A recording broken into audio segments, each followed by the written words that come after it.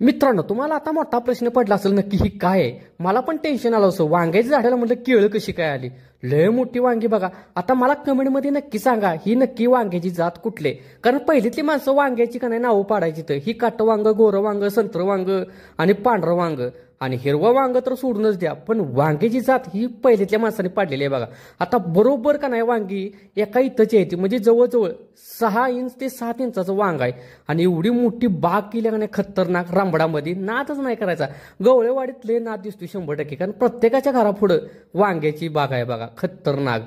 आता प्लांटच तयार करून घेतलाय वांग्याचा खतरनाक.